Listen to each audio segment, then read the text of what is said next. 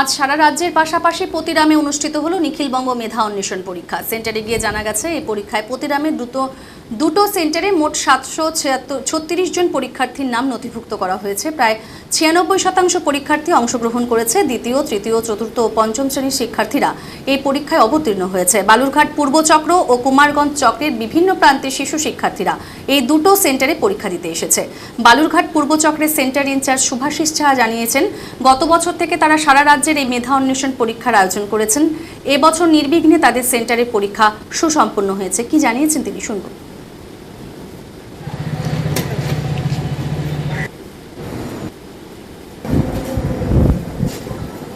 আজকে পতিরাম হাই স্কুলে এসে দেখছি অনেক শিশুরা এখানে এসেছে। কি ব্যাপার, আপনাদের কি উদ্দেশ্য বলুন একটু। আজকে আমাদের নিখিলবঙ্গ মেধা অন্বেষণ পরীক্ষা অভিক্ষা 2024 অনুষ্ঠিত হলো।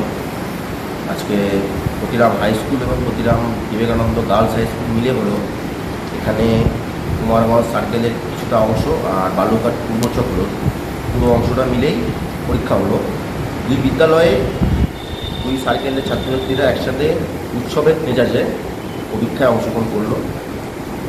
সঙ্গে আমরা শিক্ষক শিক্ষিকারা মিলে এই পরীক্ষাটাকে, এই মহাযজ্ঞটাকে সমাপ্ত আজকে করলাম। কোন কোন ক্লাসের শিশুরা এসেছিল? 2, 3, 4, 5।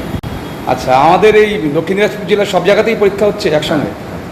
আচ্ছা, আপনার এই সেন্টারে মোট কত পরীক্ষার্থী ছিল? পতিরাম হাই স্কুলে দুটো মিলে প্রায় 700 বেশি। প্রায় 700। আচ্ছা আচ্ছা আচ্ছা, আপনার নাম এবং? আমার নাম শুভাশিস সাহা, আমি হচ্ছে এই পরীক্ষার কি দায়িত্ব? ইনচার্জ।